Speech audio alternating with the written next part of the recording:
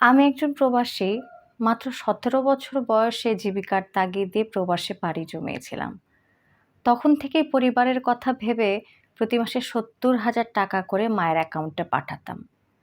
আমার বিশ্বাস ছিল মা সংসারের খরচ চালাবেন এবং বাকি টাকা আমার জন্য জমিয়ে রাখবেন।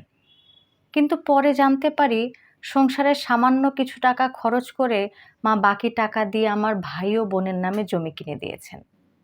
৪ বছর ধরে কষ্ট করে উপার্জন করা টাকার এমন পরিণতি হবে কখনো কল্পনাও করিনি।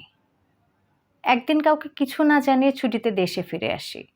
ভেবেছিলাম সবাই আমাকে দেখে খুশি হবে। কিন্তু তাদের আচরণ দেখে মনে হলো যেন তারা আকাশ থেকে পড়েছে। দেশে এসে দেখি আমার বেকার ভাই এবং বিবাহিত বোনের নামে জমি কেনা হয়েছে। আমি মাকে জিজ্ঞেস করলাম, মা, আমি তো নিজের জন্য জমি কিনব, আমার টাকাগুলো কোথায়? কিন্তু মায়ের কাছে কোনো উত্তর ছিল না। সেই মুহূর্তে মনে হলো আমার এত বছরের কষ্ট, পরিশ্রম আর ত্যাগ সব যেন বৃথা হয়ে গেছে। আমি মাসে ১.৫ লাখ টাকা আয় করতাম, তার মধ্যে ৭০,০০০ টাকা নিয়মিত বাড়িতে পাঠাতাম, আর বাকিটা নিজের প্রয়োজনের জন্য রাখতাম। মায়ের প্রতি অগাধ বিশ্বাস ছিল বলেই কখনো হিসাব চাইনি।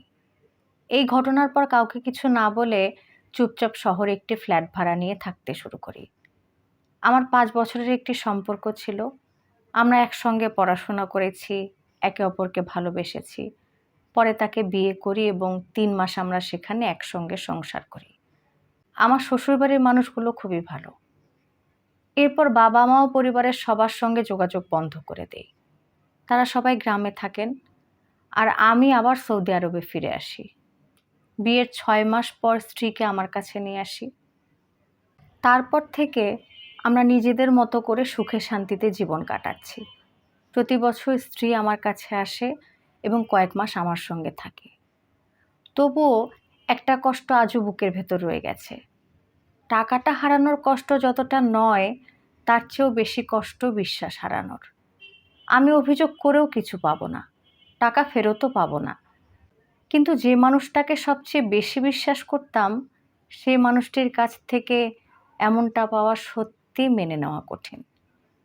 এখন বাবা-মা আমার সঙ্গে যোগাযোগ করার চেষ্টা করেন। আমার কাছে ক্ষমাও চান, কিন্তু আমি আর তাদের সঙ্গে যোগাযোগ রাখি না। তাদের দিন কিভাবে কাটে, তারা কেমন আছেন, সেটাও আমি জানি না। আজ যদি আমার বিশ্বাসের সেই জায়গাটা ভেঙে না যেত, তাহলে হয়তো তারাও ভালো থাকতেন, আমিও আরও ভালো থাকতাম আমার পরিবার নিয়ে। কিছু ক্ষতি টাকা দিয়ে পূরণ করা যায়, কিন্তু বিশ্বাস ভেঙে গেলে সেই ক্ষত সারা জীবন বয়ে বেড়াতে হয়।